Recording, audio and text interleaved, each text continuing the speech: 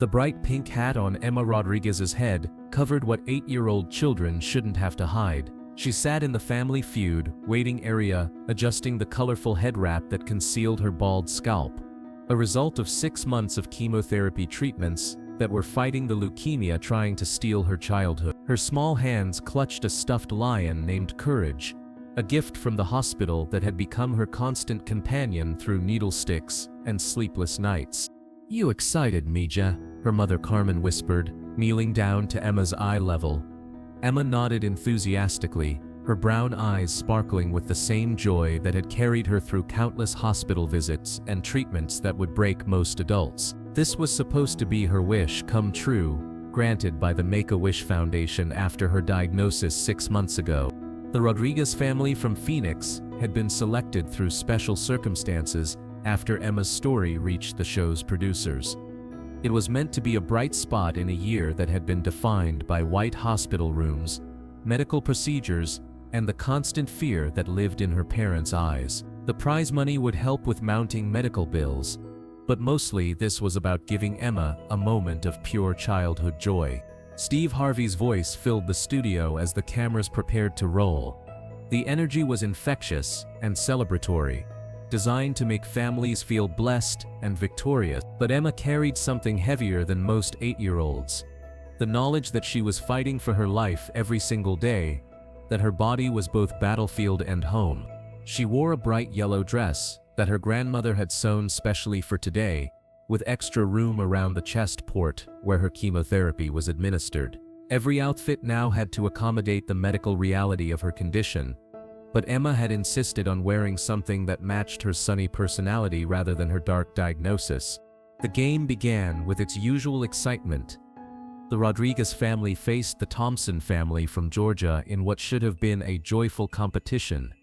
Steve worked his magic, drawing laughs and creating those moments of connection that made the show special. Emma stood at the end of her family's podium on a special platform that brought her to the right height. She tried to participate when the cameras focused on her, but sometimes the chemotherapy fog made it hard to concentrate. The treatments that were saving her life also made her feel like she was swimming through thick clouds. "Survey says," Steve announced as the first round progressed. The Rodriguez family was doing well, their answers lighting up the board with encouraging frequency. Carmen kept glancing at her daughter, checking for signs of fatigue that had become second nature after months of monitoring every aspect of Emma's health. The studio lights were bright and warm. For most contestants, they represented excitement and possibility. For Emma, they were just different from the harsh fluorescent lights of treatment rooms, where she spent most of her time fighting invisible enemies in her blood. During a commercial break, Steve worked the audience as he always did. His natural charisma filled the studio, making strangers feel like family.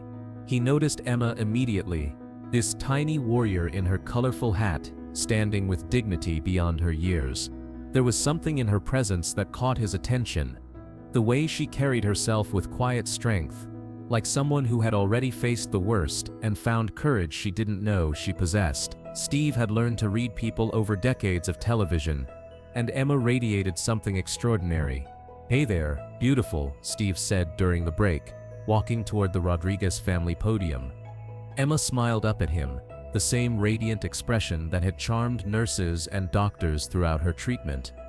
"I like your hat," she said simply, pointing to his bald head with innocent honesty. Carmen started to correct her daughter's directness, but Steve laughed warmly. "Thank you, sweetheart. I like your hat too. That's a beautiful color." Emma touched her pink head wrap proudly, unaware that her simple observation had just connected her to someone who understood being different. The cameras came back on. Steve returned to his position, but his eyes kept drifting to Emma throughout the next round. Her family was winning, but she seemed to be experiencing each moment with an intensity that spoke of someone who knew how precious time could be. The fast money round arrived. Carmen went first and scored 167 points. The family needed only 33 more points to win the $20,000, money that would barely dent their medical bills, but would help with the ongoing costs of keeping their daughter alive. Emma stepped up to the podium with help from the platform crew. Her family cheered behind her, but she seemed focused on something beyond the game. The simple joy of being a normal kid doing something fun instead of something medical. "All right, Emma," Steve said, his voice carrying extra gentleness that somehow reached through her chemotherapy haze. "You need 33 points to help your family win. You ready, sweetheart?" Emma nodded seriously, gripping the podium with hands that were smaller than they should be, but stronger than they looked. The questions began with careful consideration for her age. "Name something that makes you happy." "Playing with my dog," Emma answered clearly, thinking of the golden retriever who had become her therapy companion during treatment. "Good answer. Name something children like to do outside." "Swing on swings." "Name something that helps you when you're scared." "My mom's hugs." Each answer came from someone who had learned to find joy in simple things, who had been forced to appreciate normal childhood experiences that most kids took for granted. Name something that makes children special. Emma paused, thinking about all the ways she felt different from other kids, all the ways cancer had marked her as separate. "Being brave," she said quietly. "Final question, Emma. What makes you different from other kids?" The question hung in the air with unexpected weight. Emma's face grew serious as she considered the answer, her small hand unconsciously reaching up to touch her hat. The studio waited with the special quiet that settles when everyone senses something important is about to happen. "I'm bald because I'm fighting monsters in my blood," Emma said clearly, her voice carrying the matter-of-fact tone that children use when explaining their world. The studio fell completely silent as the simple truth of her words hit everyone present. Steve Harvey had hosted thousands of episodes. He'd met countless children, heard hundreds of cute answers, seen families celebrate and struggle. But this was different. This 8-year-old had just described cancer with the clarity of a warrior and the innocence of a child. He set down his cards and walked toward Emma. Not the measured walk of a television host, maintaining show pace, but the immediate response of a human being, recognizing extraordinary courage in a small package. The studio fell silent as all protocols were abandoned. "Emma," Steve said softly, kneeling down to her level at the podium, "can you tell me about these monsters?" Behind the scenes, Emma made a decision that would change everything. She looked up at Steve with the serious expression children use when sharing important secrets. "They're called leukemia," she said, pronouncing the word carefully as she'd been taught. "They live in my blood, and they try to make me sick, but I take special medicine that fights them. And sometimes I have to go to the hospital so the doctors can help me win." The explanation echoed across the studio, like a lesson in courage. Audience members felt their hearts break and swell simultaneously, witnessing a child's matter-of-fact explanation of her battle for life. "The medicine makes my hair fall out," Emma continued, reaching up to remove her pink hat with the unconscious honesty of childhood. "But my mom says that means it's working, that it's fighting the monsters really hard." The studio gasped softly as Emma revealed her completely bald head, smooth and pale from months of chemotherapy. But there was no shame in her gesture, only the practical acceptance of someone who had learned that being different wasn't something to hide. Steve Harvey had made people laugh for decades. But in this moment, he learned something about the difference between entertaining people and witnessing pure courage. He found himself looking at someone who understood more about fighting than most adults ever would. "Emma," Steve said, his voice thick with emotion, "how long have you been fighting these monsters?" The question was gentle, giving her permission to tell her story in her own words. 6 months, Emma replied matter-of-factly. "At first I was really scared because I didn't understand what was happening. But then the doctors explained that I'm like a superhero, and the monsters picked me because they knew I was strong enough to beat them." Carmen was crying now, standing at the family podium watching her daughter speak with the wisdom and courage that had sustained their family through the darkest months of their lives. Steve looked at Carmen, then back at Emma. In that moment he understood something profound about the difference between childhood lost and childhood transformed. "And you're winning?" he asked gently. "Some days," Emma replied honestly. Some days the medicine makes me really sick and I can't play, but my doctor says the monsters are getting smaller, and maybe someday they'll be all gone. What's the hardest part? Steve asked, completely abandoning his hosting role to become simply a man talking to a remarkable child. When other kids stare at me, Emma said quietly. Or when they're scared to play with me because they think they might catch the monsters. But the monsters aren't contagious. They just picked me because I'm special. Steve Harvey had spent his career making people laugh, but in this moment, he learned something about the difference between entertainment and education. This 8-year-old was teaching an entire studio about courage, acceptance, and finding strength in difference. Emma, he said, his voice carrying absolute conviction. You know what I think? I think you're right. I think the monsters did pick you because you're special. Because you're brave enough to fight them and strong enough to win. The audience began to respond, not with applause, but with sounds of recognition, of awe at witnessing someone so young handle something so enormous with such grace. People were crying openly, touched by the raw honesty of childhood confronting mortality. You see, Steve continued, some people spend their whole lives never having to be as brave as you are every single day. You're teaching all of us what real strength looks like. But Steve wasn't finished. He turned to address the entire studio. Ladies and gentlemen, Emma just showed us something important about courage. About fighting battles we can't see. About being different and being proud of it. His voice carried across the studio with the weight of recognition. She's 8 years old, and she's fighting for her life, every day. And she's doing it with more grace and strength than most adults could manage. The audience erupted, not in the programmed applause of a television taping, but in genuine recognition of heroism they had just witnessed. This was courage in its purest form, innocence facing darkness with light. Emma, Steve continued, turning back to her. I want you to know something.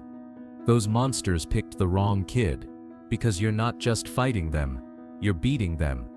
And you're doing it while teaching everyone around you what it means to be brave. You're not just different because you're bald, you're different because you're a warrior. You're different because you're showing the world what it looks like to fight for your life, and still find reasons to smile. Emma was smiling now, the radiant expression that had carried her family through months of fear and uncertainty. She had shared her story and found acceptance instead of pity, admiration instead of sympathy. Can I ask you something, Emma? Steve said. What do you want to be when you grow up? The question carried extra weight coming from someone whose growing up wasn't guaranteed. A doctor, Emma replied without hesitation. So I can help other kids fight their monsters too. And maybe find a way to make the medicine not make them so sick. Steve reached into his jacket pocket, but instead of his phone, he pulled out a small pin from his lapel. It was a simple gold star that he wore for luck during every taping. Emma, I want you to have this, he said, pinning the star to her yellow dress. This star has been with me for every show. Now it's going to be with a real star. Someone who shines even when everything is dark. But the most powerful moment was yet to come. Steve removed his suit jacket, the one he wore for every taping, and gently placed it around Emma's small shoulders. The jacket was enormous on her tiny frame, but she wore it like a superhero cape. This jacket has been with me through every show, Steve said. But today, it's going to belong to someone who taught me what real television looks like. Someone who showed us that the most important stories aren't scripted, they're lived. Emma looked up at Steve with wonder, swimming in his jacket but somehow looking more powerful than ever. Thank you, Mr. Steve, she said with the polite gratitude children are taught, not understanding that she had given him far more than he could ever give her. As the cameras stopped rolling and the audience began to file out, something unprecedented happened. People didn't leave immediately. They approached Emma and her family one by one, many sharing their own stories of childhood illness, of family members fighting cancer, of learning to find strength in the darkest moments. A grandmother whose grandson had survived leukemia, a teacher whose student was currently in treatment, a teenager who had lost her hair to chemotherapy at Emma's age and grown up to become a pediatric nurse, Each person who spoke to Emma added another thread to a tapestry of survival and hope. Steve stayed with them through it all. This wasn't publicity or show business. This was community forming around shared understanding of what it means to fight for life itself, to find courage in the face of mortality. The episode aired 3 months later, during National Childhood Cancer Awareness Month. Emma appeared with Steve for the broadcast, her hair just beginning to grow back in soft fuzz that she proudly showed without any covering. The response was immediate and overwhelming. Children's hospitals reported increased donations. Families dealing with childhood cancer found support they hadn't known existed.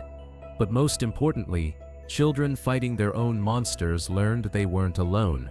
Emma's story became part of hospital therapy programs, helping newly diagnosed children understand that being different because of illness wasn't something to be ashamed of, but something that made them special, strong, and brave. The business card Steve had given her family led to resources they hadn't known existed. Support groups, where they met other families walking the same difficult path. Financial assistance that helped with treatment costs. A community of warriors fighting battles that shouldn't exist but do. Steve's jacket became Emma's treasure. She wore it to every chemotherapy session, every doctor's appointment, every moment when she needed to remember that she was stronger than her circumstances. It became her superhero costume in the fight against her invisible enemies. 6 months later, Emma was declared in remission. Her hair had grown back in curly waves that she wore proudly, no longer needing hats or head wraps. She returned to school as a celebrity, teaching her classmates about courage and difference, and finding strength in unexpected places. Today, Emma is 10 years old and cancer-free. She still carries Courage the Lion and still wears Steve's star pin on special occasions. She speaks at hospital events, helping other children understand that fighting monsters makes you special, not broken. Steve Harvey still keeps a photo from that day in his dressing room. Not a professional shot, but a candid moment of Emma in his oversized jacket, smiling with the radiance of someone who had faced death and chosen life. It reminds him that sometimes the most important television happens when children teach adults about courage. The studio audience from that day formed an informal support network for childhood cancer families that continues to this day.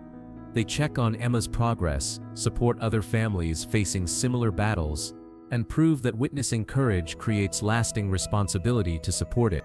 Emma's story proves that childhood cancer doesn't just attack bodies, it attacks families, dreams, and the simple assumption that children should be safe from adult fears. But it also proves that children can find strength adults never knew existed, that fighting for your life can make you more alive, not less.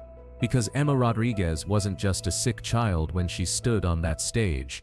She was a warrior who had learned to find light in darkness, joy in struggle, and strength in difference.